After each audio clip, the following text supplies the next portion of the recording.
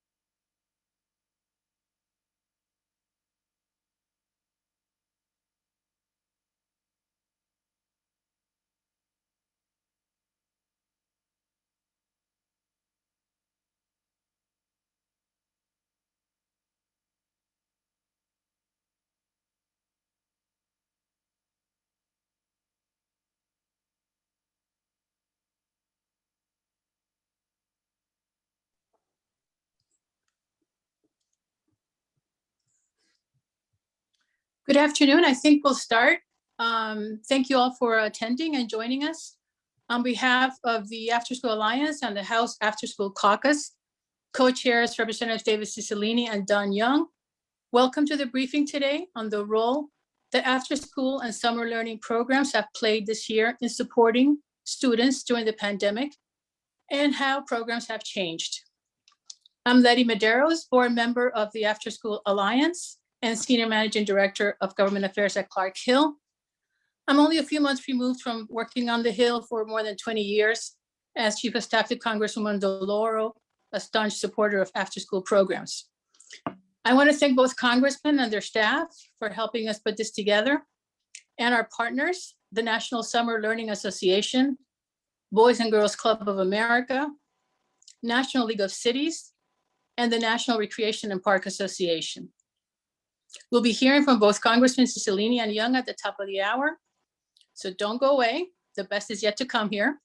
I just want to say, since March 2020, after school and summer learning programs have been a critical support for young people and families, helping students navigate virtual learning, providing remote and later in-person support for students, providing meals to families in need, helping address broadband, and so much more.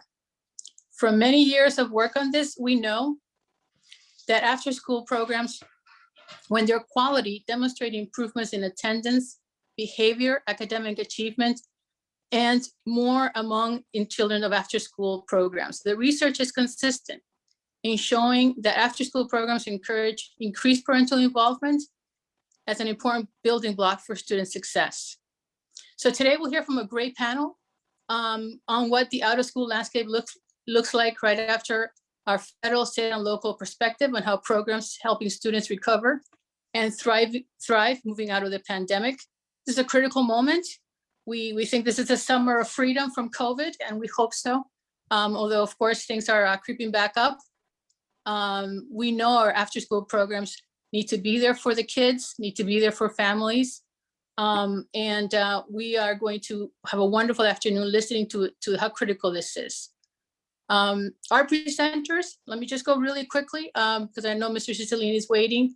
Our presenters include Nikki Yamashiro, Vice President of Research, After School Alliance, Aaron Dworkin, Executive Director of the National Summer Learning Association, Lavita Wills-Hale, Network Director, Arkansas Out of School Network, and Aaron Beline, Executive Director, Campfire Heartland, Kansas City, Missouri, from all over the country. Before we start with Nikki for an overview of the latest data on state of after-school and summer programs, let's pass it on to Congressman Young. If you're ready, sir, please go ahead. Thank you so much, and thanks for this being the co-chair of the After School Caucus. You know, I'm an old school teacher, and I know the importance of the summertime and taking care of the young people so they're ready to go to the next year. You know, I received the Boys and Girls Club America 2021 Champion of the Youth Award. I'm proud of that. Like I said, as a former teacher, I am very cognizant of the need for younger people and the necessity of recognizing the federal support for summer programs. And especially I'm big in the summer, I call it the nutrition programs. I think it's very, very important because a lot of young people don't realize they're not being fed in the summer, and that makes them not as acceptable in the fall. It sounds strange in America, but that's a reality. We're going to continue to do this. The after school programs and summer programs will be working on it. I said, as I mentioned before, one of my bills, Summer Meals Act, has been introduced. And I think, did we pass that last year? No, didn't pass it. We're going to try it again. But this is a crucially important thing. And thanks for having these type of conferences, because we talk a lot, but the more attention we can get to this, it'll help it out. And this is the future. I sometimes get a little concerned. They are the future of America. I think some people are forgetting. They concentrate on the negative things about our youth. We have some great young people out there, and we need to help them out, and I'll continue to do that. I'm here to be your partner, and just in what I'm suggesting that let's keep this job going. Let's make sure that we take care of our young people. So God bless you, and I yield back. Thank you so much to Congressman Young. He is in his 25th term in Congress and the Dean of the House, longest serving member of the current Congress. So we're lucky to have you as the champion of after school. Thank you so much. God bless. And your partner is a wonderful Congressman David Cicilline. It's so good to see you, sir. Good to see you, Letty. Introduction here, but I feel like you don't need an introduction.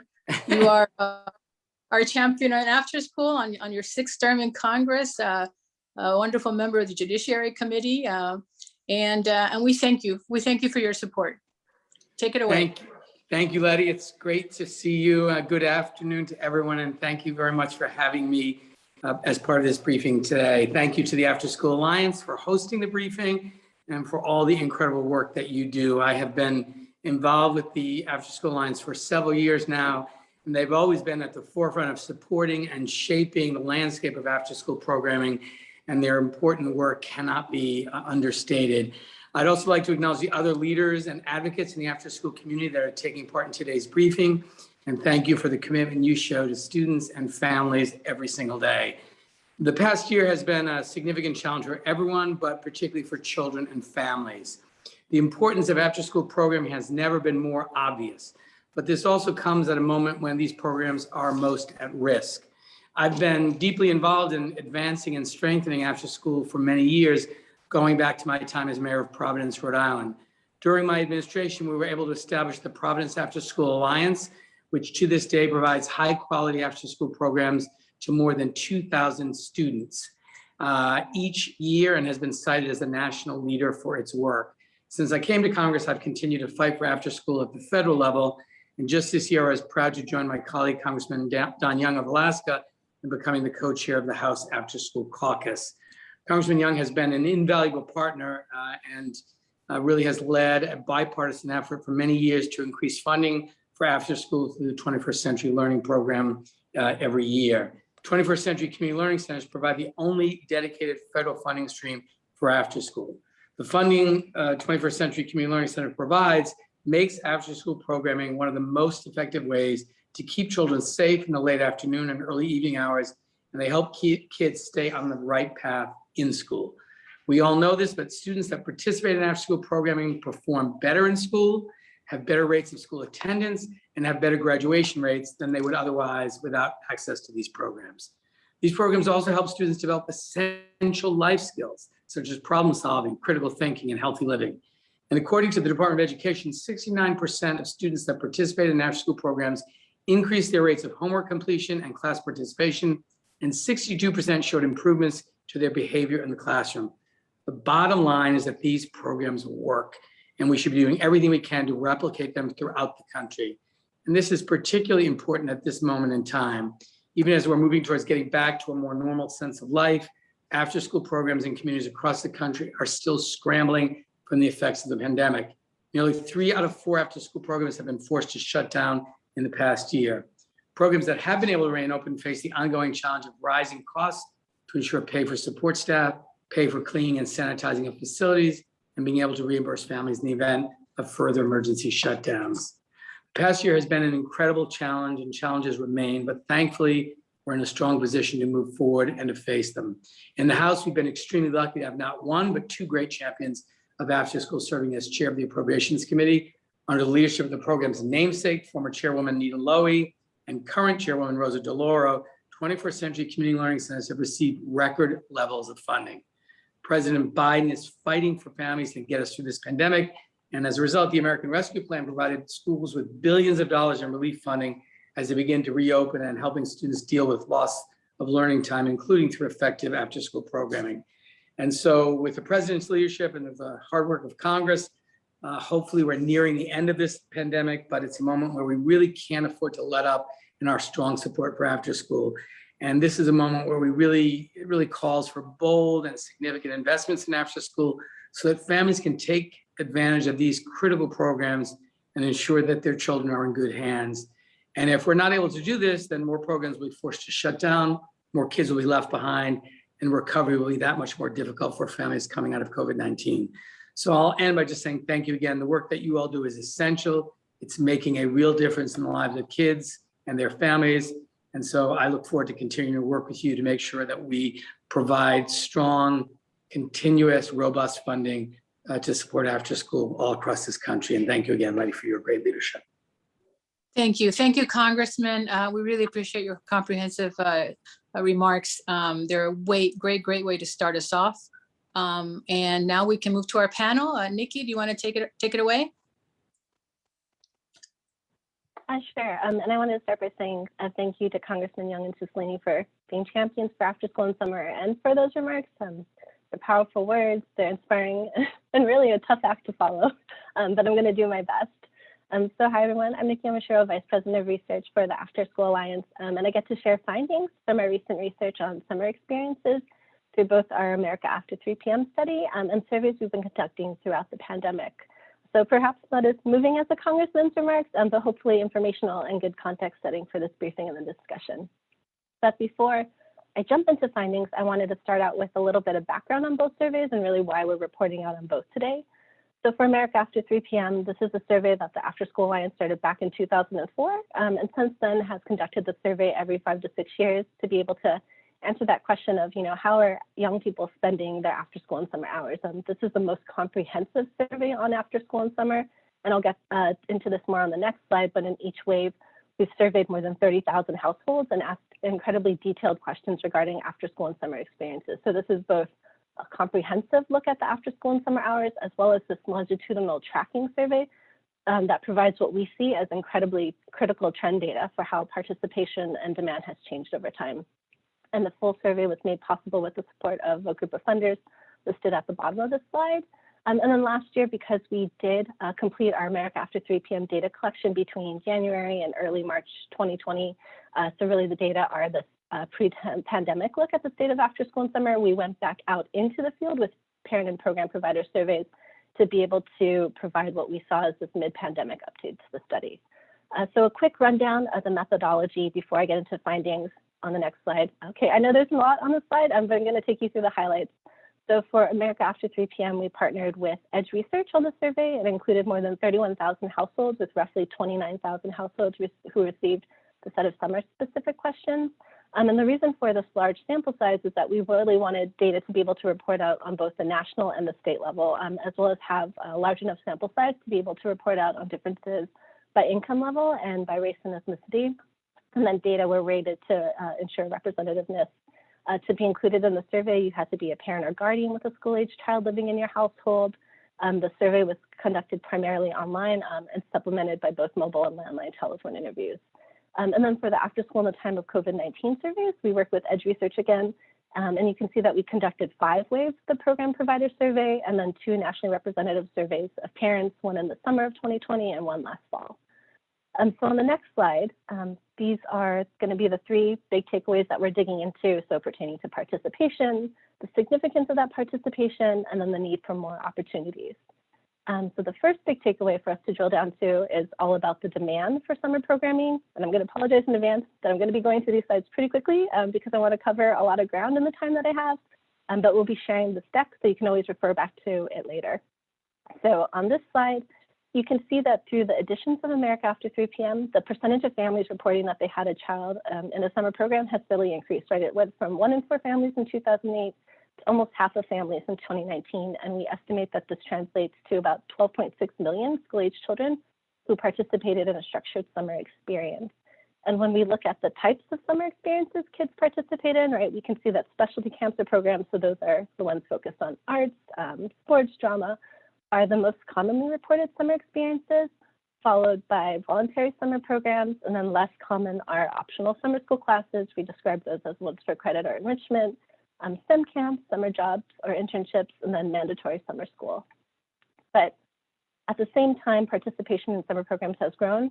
We also found that for every child in a summer program, 1 more was waiting to get in, for nearly 14 million children who would have been enrolled in a summer program if 1 were available to them. And then at the household level, you can see, although unmet demand is about the same as it was in 2009, still more than half of families without a child in a summer program did want them in one. And when we look at who is missing out on these summer experiences, we found that higher income families are almost 3 times as likely to have a child in a summer program compared to families with low incomes. And this disparity isn't something that's only happening during the summer. One of the stats that we wanted to include looks at out-of-school time activities overall, so after school plus summer, as well as activities like sports, special lessons, where we found that families in that highest income bracket are spending 5 times more on out-of-school time activities than those in the lowest income bracket, which really illustrates for us the opportunity gap that exists and the way in which children in low-income families are just more limited in their opportunities compared to their higher income peers. And then when we asked parents, what were the reasons that you chose not to enroll your child in a summer program, we saw distinct differences pop up between families with lower and higher incomes. You can see here cost was the #1 reason families with low incomes, 9 percentage point higher than their higher income peers, followed by transportation and location issues, and then not knowing which programs were available in their community. And then when we look at the summer of 2020, when we followed up with that national level survey of parents, we found that 1 in 3 families had a child in a structured summer experience. So what this is showing us, right, is that even though participation did drop during the pandemic, demand is still there for summer programming, and unmet demand was still there as well. So on this next slide, you can see that, again, smaller percentage than what we found for 2019, but still close to half of parents without a child in a summer program, so that they would have enrolled their child if a program were available last summer. And then on the provider side of things, that bar chart, you can see how last summer, about half of program providers reported serving kids in person, which kind of may help to explain part of the unmet demand. But this year we see 88% of program providers are open in some capacity, and those serving kids in person jumped up to 83%. For our second key takeaway, we see parents recognizing benefits from activities during the summer. So from America After 3 p.m., we found that for families with a child in a structured summer experience in 2019, satisfaction is incredibly high. 95% of parents said that they're satisfied. And then when we asked parents what was important to them when selecting their child's summer experience, at the top of the list, you can see where opportunities like the ability for their kids to build life skills, to be active outdoors, to take part in a variety of activities. And then another finding from America After 3 p.m. on the next slide is that we found that support for public investment in summer learning programs is incredibly strong. It's steadily increased over the years and is now at the highest that it's been, 88% in favor. And you can see that the support cuts across political ideologies, so it's very bipartisan in nature. And then turning back to our findings during the pandemic, in this chart, what we're doing is we're comparing what parents reported were important to them during the summer of 2020. And you can see how it lines up with what providers are offering this summer. So providing that time for socialization, opportunities for physical activity, academic enrichment, and then time to be outdoors. And then this summer, we also found that programs are providing supports for their students, mental health and emotional well-being, as well as helping meet the needs of their families. So that includes providing meals, connecting families with resources in the community, which really demonstrates the breadth and the holistic set of supports programs are continuing to provide during the pandemic. But with all that being said, that leads to our final takeaway, where we found that there's just more that needs to be done when it comes to increasing access to summer experiences. So on one hand, we found that more programs are opening the doors this summer, but on the other, we also found that there are a number of programs who weren't able to serve as many children as they did before the pandemic, either due to staffing challenges or operating at reduced capacity. You could see here, half of programs that were open reported having a wait list. Another challenge we saw were increased costs for programs. And then on the next slide, this is a qualitative look at challenges. So we found similar results. So we created this word cloud from the 300 or so open-ended answers we received from providers who are sharing their challenges during the pandemic. And you can see that staffing comes through as a standout issue. And then the sampling of responses we pulled out to show common themes, you can see that part of the staffing issues, where the challenges of finding staff, staff fatigue, and then the worries about the ability to retain staff. Program capacity on the next slide was another challenge cited, which is often tied to staffing challenges. We saw providers really describing the inability to serve more students because they couldn't find staff. Some others mentioned social distancing guidelines-based issues. And you can see how many of these issues really led back to that common refrain of what we saw when we started out this challenges section of a wait list for programming. And then funding on the next slide was one more challenge that providers expressed concerns about. So both connected to the staffing and capacity issues, as well as sharing how costs of providing services have increased, and then worries about long-term sustainability. But there's a hopeful outlook. We did find that most providers are optimistic about their program's future, and you can see how optimism has significantly grown since the start of the pandemic last spring when we started these provider pulse surveys. And then to close things out, we wanted to take a look at the fall. And what we found out is that about 9 in 10 providers say that they plan to be open in this fall. But concerns from the summer, you can see how they're carrying over, right? So topping that list are staffing, followed by ensuring staff are prepared to help address learning loss, being able to meet the needs of their families. And these challenges are important to keep in mind, right? Because when we look at the overall demand for after school, while overall demand for summer is high, after school is even higher. And it's more than half of all school-age children, and this was pre-pandemic. Many of the after school trends, including barriers to participation, largely mirror the summer findings. And I unfortunately didn't have time to cover both, but we really wanted to share a tiny bit as food for thought as we head into the start of the school year in the upcoming months, and really lift up, right, that need for more after school opportunities. And you can find out more about the study through the link on this slide, which in addition to the national numbers is also going to take you to state level data, which we have through the study. So thanks so much for your time. I'm happy to answer questions in the chat, and they're doing the question and answer session of this briefing. And then I'm going to turn it over to Aaron to talk more in depth about the summer. Hi, everyone. Thank you, Nikki. Thank you, Jen and Eric and everyone at the After School Alliance, who are amazing partners and leaders for our field and advocating on behalf of children. So thank you. This information is so helpful.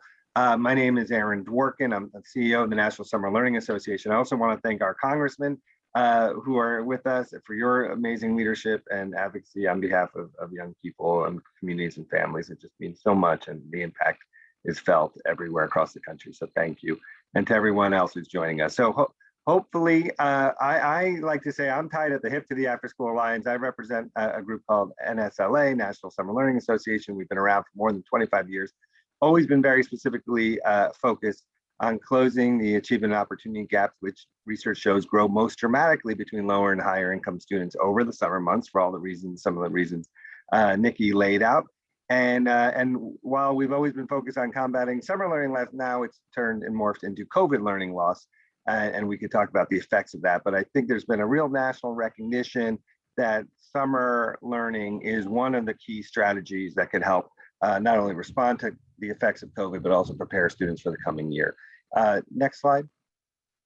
So I just want to frame a couple things. Now I travel, we represent a network of thousands of program providers, from school districts and state education agencies that work with those districts to other government youth serving agencies, libraries, parks and rec, public housing authorities are running programs. And then as young people get older, the summer youth employment, as we heard, and summer internships, and also corporations. And there are all these different groups that, for whatever reason, they may not always serve young people during the school year, but in the summer we have a lot more, sometimes unlikely partners working to help young people. But summer, yes, it's a unique time, it's an underleveraged time, but mostly what we're talking about is inequity and opportunity. And we think, as we were saying earlier, summer is one of the most inequitable times for young people in education. We know, when you saw the stats of middle and upper middle class families are spending thousands upon thousands without blinking or thinking, and for great opportunities for their kids. And then there are millions of young people who don't have access to that. And that's what we're all trying to close. But at the same time, summer is the most entrepreneurial time in education, and the time to create all these great innovations and opportunities. So we'll talk about that. But really quickly, if you've heard before, I apologize, but we always like to just remind people. So summer, really, we like to say they're the 4 eyes of summer. It's a time for improvement. And when we think about these summer learning programs we're all investing in, we're going to hear some examples. Just remember, they also double up as staff training. So if you have a good idea and you want your teachers or your staff to get trained on it, and you want to test it out before you scale it, it's good to test out in the summer program, and you can measure what works and work out the kinks. So we see a lot of national programs, entire schools, national nonprofits that all start out as summer programs. It's also a time for innovation, as I was just saying earlier. I think we see so many entrepreneurs who are coming up with great program ideas. We actually at NSLA fund a summer innovation fellowship for leaders of color. We had hundreds of applicants for this first year we've been doing it, with all these folks on the ground who are working with kids in their communities who have great ideas and they want to do stuff. And it's we think of it as the R&D time for education. It's also a time for when we say integration, what we mean is breaking down these artificial silos, and to reach the additional 13.9 million students Nikki was saying that need to be met. It's going to take all of us, and it's going to take schools working with the nonprofit community, working with the government, working with business, all our partners. And we have great allies here and intermediaries who could bring folks together. But everybody wants to work together during the school year. But once the school year starts, sometimes it gets hard to do and everyone's busy. But in the summer, you can take a breath and get everybody to actually implement some partnerships. And if they work well, they'll carry on into the school year. And finally, on impact, and we're going to hear some examples, but whether it's at the personal level, and we're talking about, if you're an intern working on Capitol Hill for the summer, that summer internship turns into a real job that changes the trajectory of your life. So we know the experiences we're offering young people, and then collectively what we're doing at the state level and what we're doing nationally with all of the leadership from the congressman on the phone. And now our U.S. Department of Education is running a summer learning enrichment and collaborative. So we're bringing, the whole country is coming together around how do we use summer and after school programs to help millions of young people and families that need support. So let's just talk about the moment we're in real quickly. So we know this, but it's worth reminding ourselves. So thank you to all those who have helped secure additional federal funding that's going to the states and now going to districts, up to $30 billion in the American Rescue Plan. And there was a lot of rushing to figure out to understand these extra funds and how to use them and how to implement them and how to respond to COVID. So one thing that we've been encouraging everyone to do is we're doing the best, we all are doing the best we can, but to take a breath and to recognize this is a multi-year effort. The funding can be used for the next few years, and we need to plan and be intentional and strategic and build summer as one key component of overall year-round education planning. And a lot of folks are doing that. Some districts and states have been doing it before, but like I mentioned, now we're working closely with CCSSO, the Council of Chief State School Officers, and lots of different state education agencies, and also all these intermediaries to just really think through, okay, what do we want to get out of our summer programs, and how do they help us not just catch up on what we've missed, but also accelerate learning, which I know is in the title here. Another thing we're seeing from great partners is this idea that recognition that no one could do it all alone.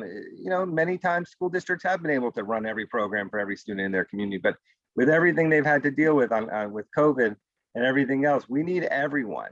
And the best programs and districts are really cultivating these partnerships. They're connecting dots. They're being very efficient with resources. Like I said, you know, the parks departments have what to offer. The libraries have what to offer.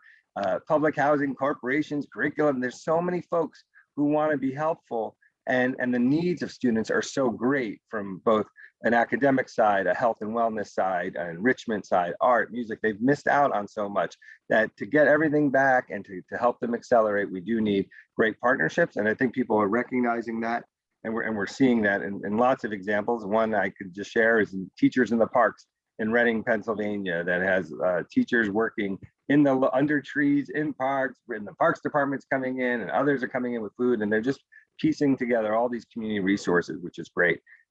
One thing we're also hearing from great programs and very intentional programs is this notion of prioritizing connection over content, and that to recognize that our families and our most vulnerable families and students have really been through we've all been through a tough time, but they have been more negatively impacted by the effects of COVID than many other communities. So when you think about who's actually died, more than 600,000 folks who died, and what communities they're from, and where they live, and who's related to them, and who lost their jobs when so many businesses had to close, and all the emotional toll. So, and then on top of that, we had a racial reckoning going on that continues to go on in this country, and that affects certain communities more than others. And people want to talk about that, and they want to be heard, they want to be seen. And so as we're rushing to get back and bring everyone together, our best programs are creating space to do that social emotional learning, to build those relationships that will lead to the stronger academic goals we also have. And finally, you know, again, all of this funding and support and training and partnerships and everything we're doing is only worth it if the students can be in a really high quality program. We don't want them just to be in any program. We want them to be in a high quality, terrific, memorable, immediate and lasting, impactful program. And we have lots of examples. Actually, the RAND Corporation did a whole survey for years looking at what are the best practices that meet the highest threshold of effective program practices in summer. And they found 43 different models, and the Wallace Foundation has supported research on this. And we have the Weichert Center and the National Institute of Out-of-School Time and Harvard's PAIR program, and all these folks who really know what great programs look like, including at SLA.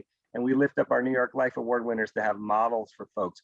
And ultimately, if you're just questioning what a great program looks like, just ask yourself the simple question: is this a program that you yourself would pay money to put your own child in? And if the answer is no, then the program's not good enough. It's not good enough for your child, it's not good enough for any child. And so we just want to make sure that all the students in America that we are trying to serve through our partnerships, through this funding, through our training, through our advocacy, are getting the great experiences they deserve every single year of their childhood, and that it will lead to the results that we all want and the stronger country we all want. So I will stop there, happy to share more, but I'm really excited to hear more examples. At NSLA, we're happy to partner with everyone on this call and provide resources to anyone who's working on these programs or advocating for programs. So, but this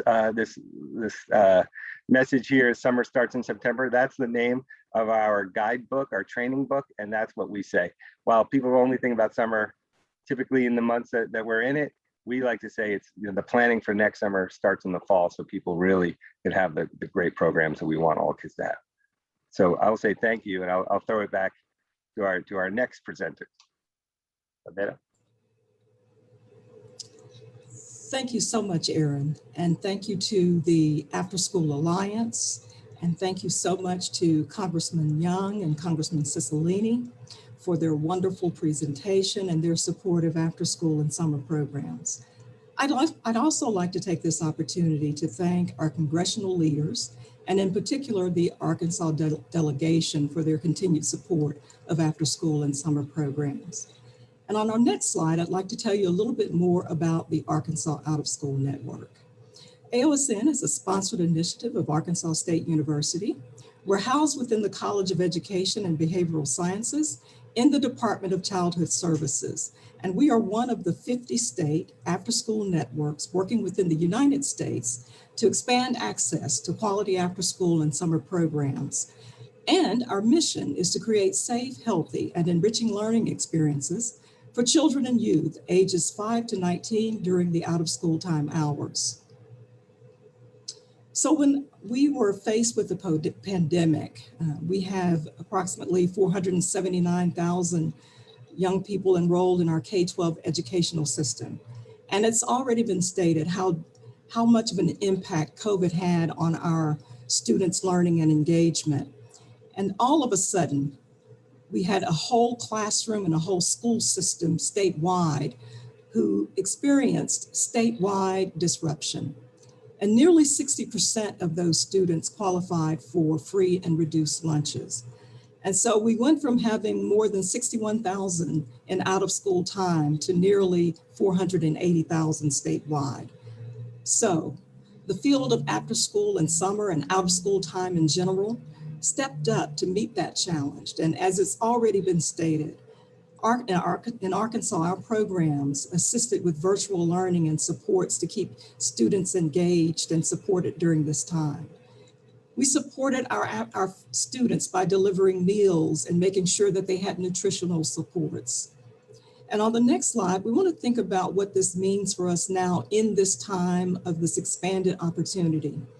We were asked as a network, the Arkansas Out-of-School Network, to partner with our State Department of Education to administer the state set aside for after school and summer learning, 1% each.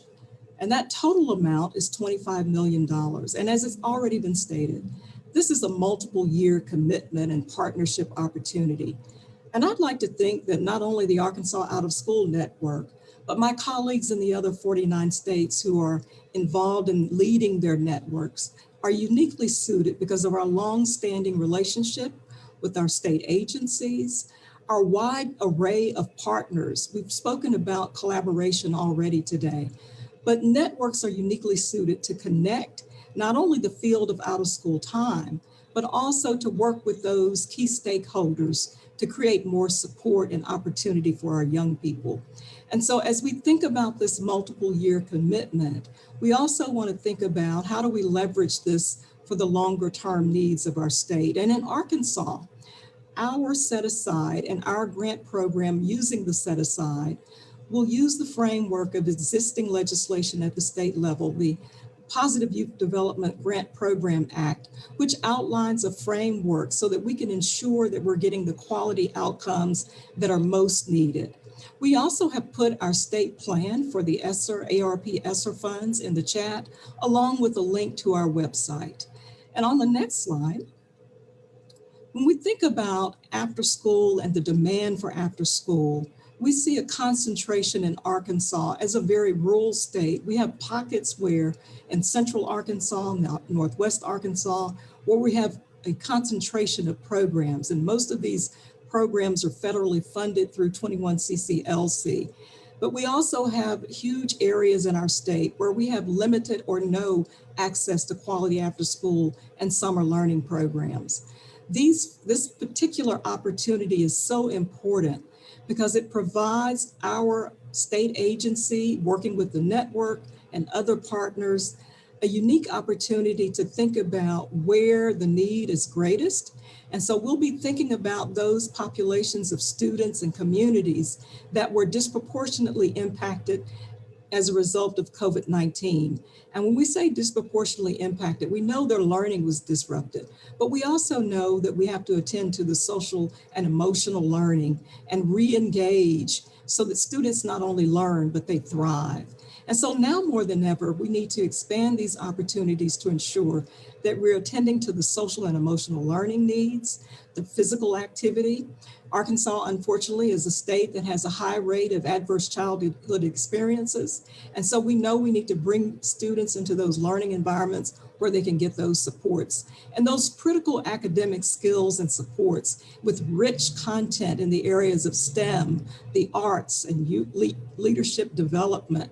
We also want to address, which was already mentioned by Congressman Young, food insecurity by participating in our USDA feeding programs for after school and summer meals. We also want to continue to ensure that we connect our families to the resources that they need to ensure that not only are young people healthy and thriving in their learning environments, but we also connect families to the resources that will make them whole and more secure in their communities. So family engagement is another component that our networks like Arkansas and the Arkansas Out of School Network are well suited to help ensure that our young people are supported in their communities. And so on the next slide, we'll look a little bit more about Arkansas. So fortunately, we see that the demand for Arkansas continues to grow. And for every child in an after-school program in Arkansas, we know that 3 are waiting to get in. And currently more than 61,000 of our students are participating, but unfortunately, there are a number of them who are alone and unsupervised each day. And we can see that demand growing from 2004 to 2020. And so on the next slide. So this is a snapshot of Arkansas. And when we say after school, we're really thinking about out of school time in general. And so we see that we have more than 61,000 in an after school program in Arkansas, an average of 5.3 hours after school that are unsupervised. And we see that cost, and we've talked about barriers, but in Arkansas, although that number may seem low in terms of the weekly cost, for far too many of our students and our parents and families, that number is still out of reach. And so when we think about what we need to do, we need to increase, these funds will be used to increase access where the need is the greatest. And also because this is a multiple year opportunity, this gives us the chance to ensure that we are developing programs that are meeting the developmental needs of our students, that are meeting the academic needs of our students, that we're connecting families not only to their school day, but to the community at large, and that we're also building in assurances so that we're meeting the outcomes. And most of all, we know we want these programs to be of high quality, to ensure that our young people are thriving in these environments and that they really become places where young people can learn new skills, master new skills, develop strong relationships with their peers. And so all of the things that we want for our own children, this is an opportunity to ensure that these things are possible also for every child. So if we go on to the next slide, you'll see our contact information here, and I'll be happy to address any questions in the chat. Again, we have our state plan in the chat box, and we're so appreciative of our partnership with the Department of Education and Secondary Education here in Arkansas, and all of the partners who work to support the Arkansas Out of School Network to ensure that these opportunities will be available this year through 2024. And the work that we have to do to ensure that these are sustained longer term, we will be working with our partners across the state to ensure that that happens. And so we thank you so much again to our congressional leaders for making these opportunities possible, and the After School Alliance for hosting this briefing today. Thank you so much. And I'll turn it over to Aaron with Campfire. Thank you, Lavita. And thank you all for being here. It's truly an honor to be able to speak to so many people nationwide about the good work that we're able to do with after school programming and our summer programming. So I am Erin Beline. I am the Executive Director for Campfire Heartland based out of Kansas City.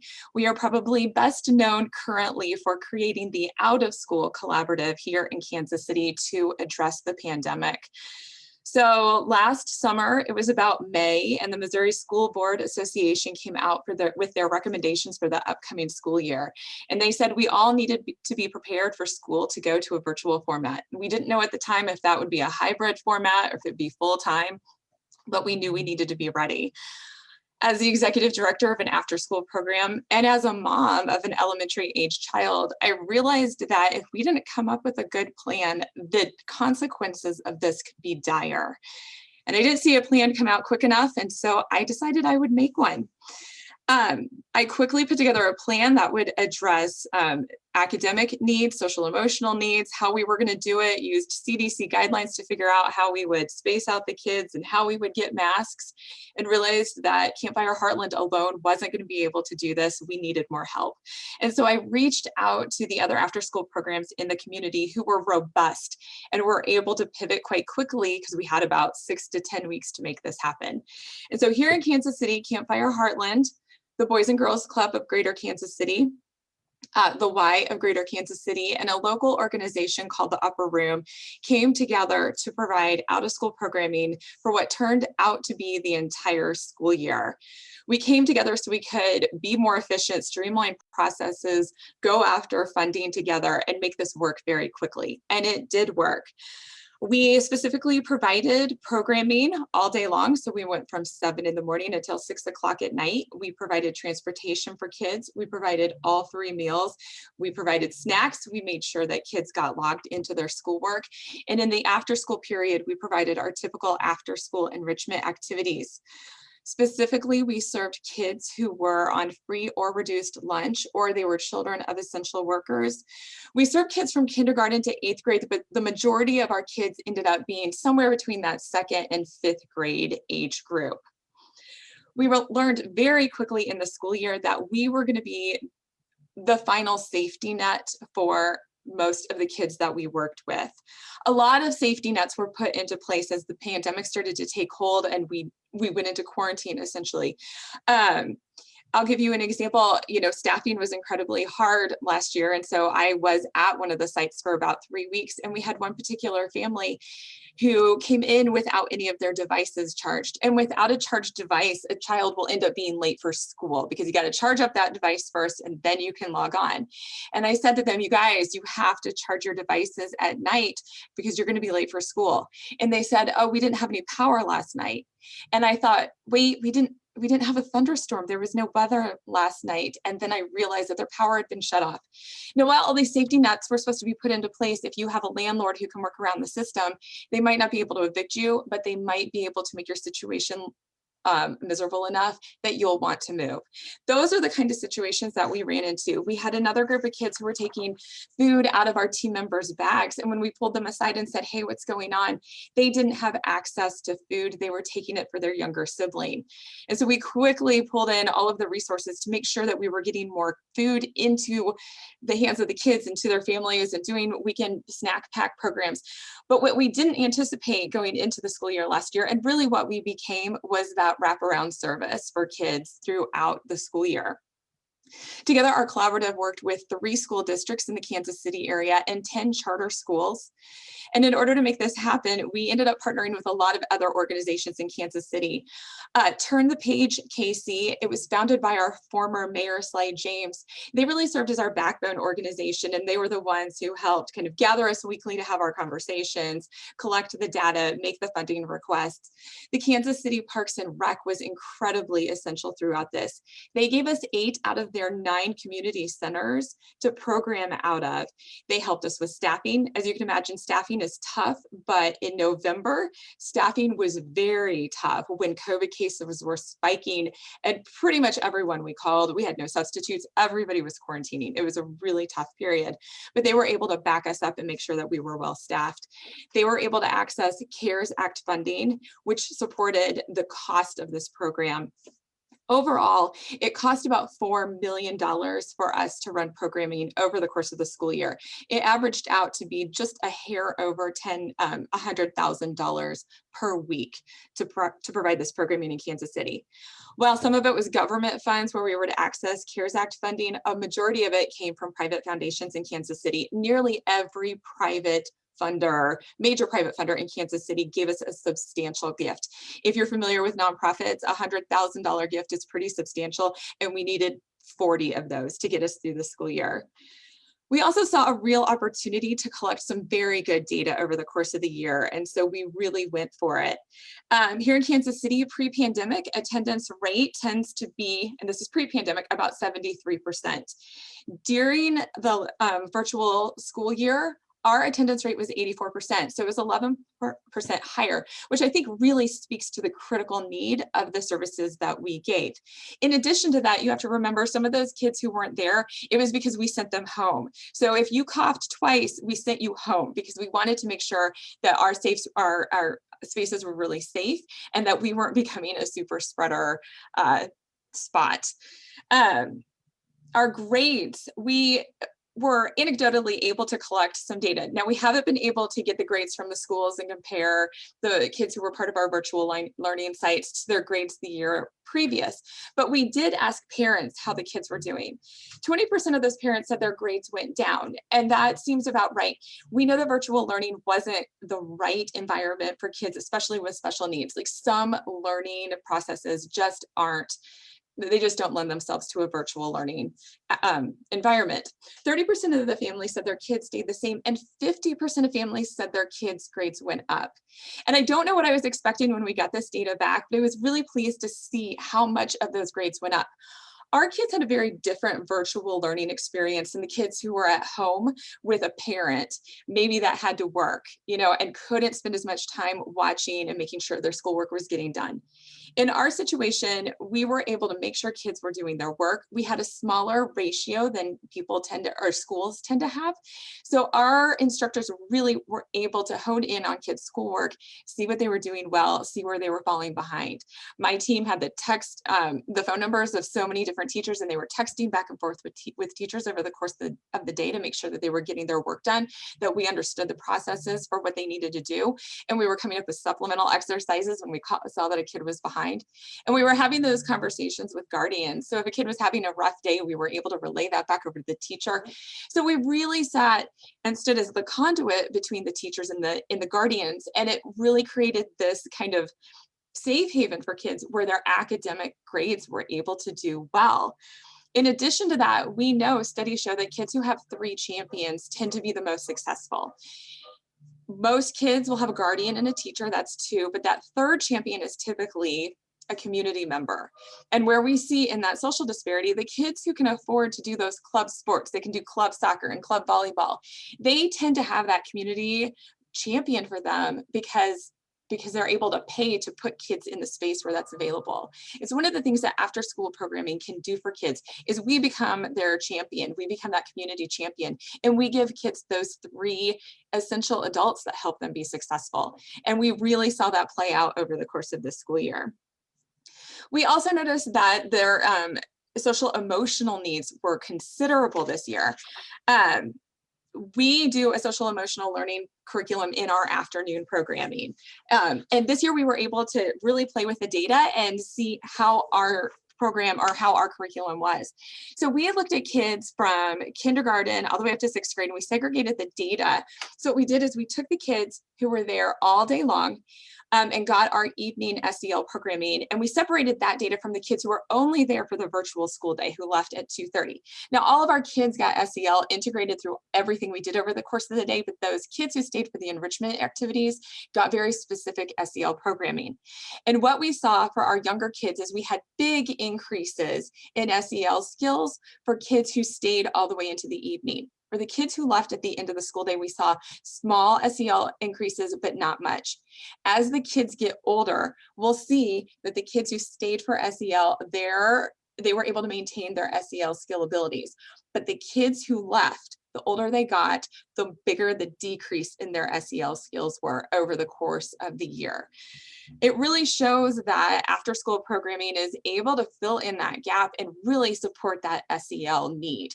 And I truly believe that at the very foundation, kids need to feel safe. They need that social emotional safety long before they can begin to even learn. And so that was a space that we were really, a gap that we were really able to fill over the course of the year.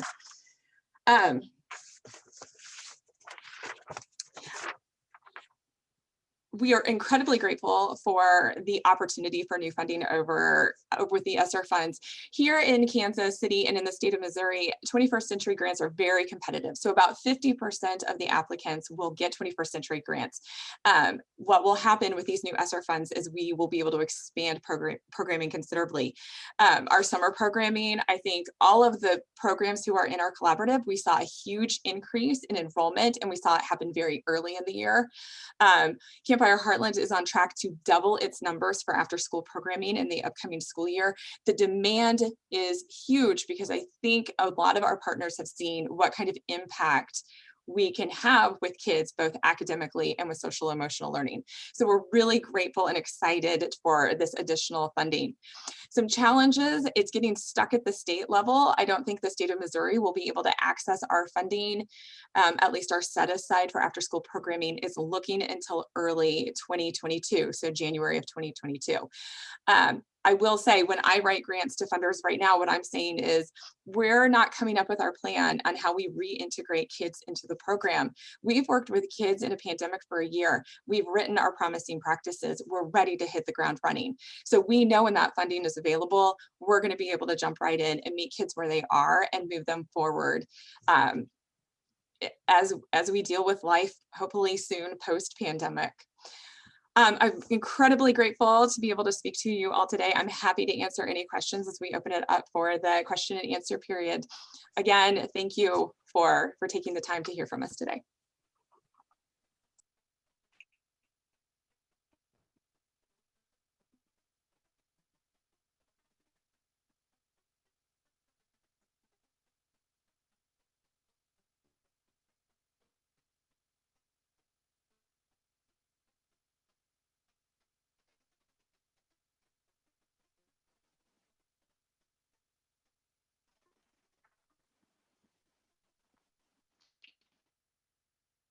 Thank you so much. We barely have time for questions, maybe for one question. Anybody want to go? Put it on the chat. We can take it up by the panelists. This has been an amazing presentation, concrete information about the importance of after-school programs. Well, I just wanted to read, in the House passed for next year, that would start October 1st, but it looks like it's going to have a sentence from the report, of the House report. It says, the committee notes that only 1 in 3 21st century community learning center grant demands for these opportunities. The 100 will help communities provide that fiscal year 2021. So that is the note from the House appropriators. They're aware about the need, the unmet need.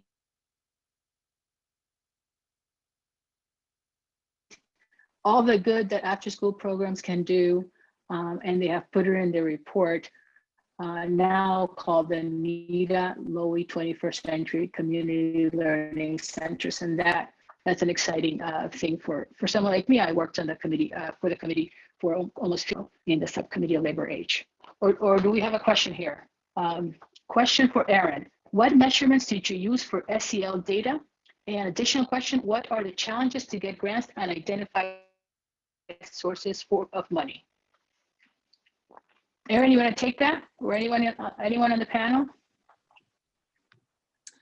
I can answer at least the first question. For the SEL measurements, Campfire nationally has a social emotional learning curriculum that we use, and we have a standardized measurement tool that we use.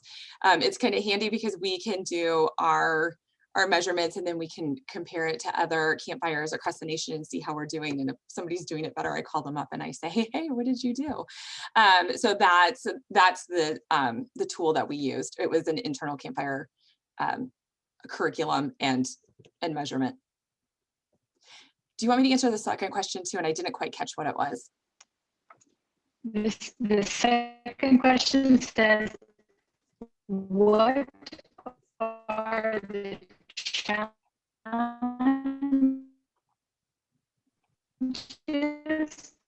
to get grants and identify sources of money? Challenges to finding grants. Anyone on the panel feel? Yeah, so this is like a fundraising question, which, Yes. we all need to always focus on, because we're always trying to figure out how to make our programs available and affordable for everyone. There's a lot of people who have local fundraising expertise in your community, so I would try and seek out someone who knows better. I will just recommend this.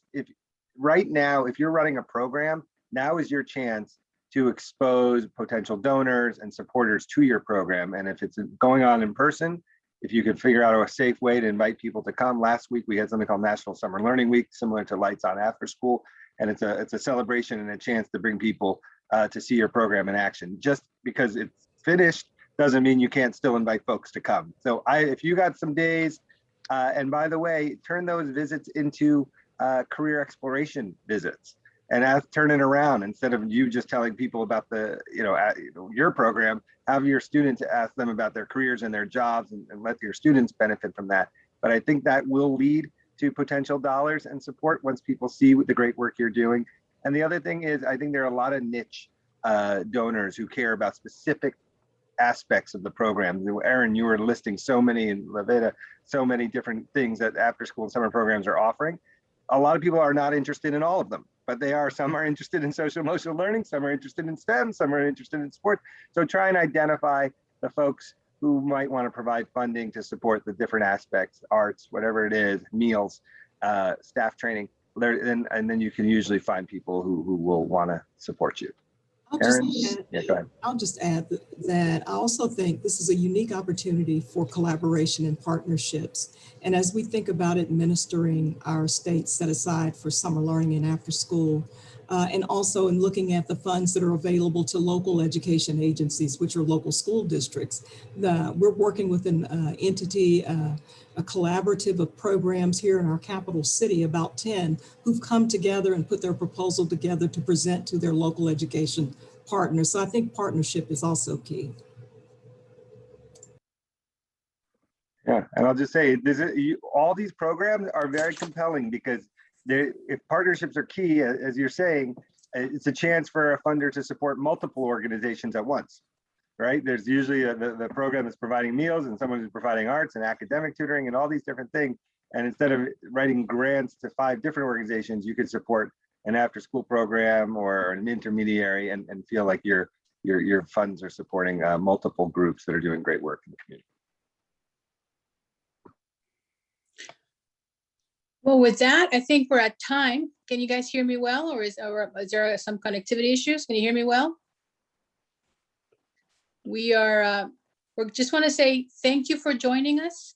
Congress can continue to support after school and summer learning through robust funding through what I just mentioned, the Nita Lowey 21st Century Community Learning Centers and the Child Care Development Block Grants, as well as the bills like the Bipartisan Summer Meals Act and the Bipartisan Youth Workforce Readiness. Thank you to Congressman Young and Congressman Cicilline and the House After School Caucus and our partner organizations. Please look for a follow-up email with the slides and more information to be sent soon. Thanks for spending an hour of your afternoon with us about this important program. And we look forward to their next event. Thank you so much. Take care.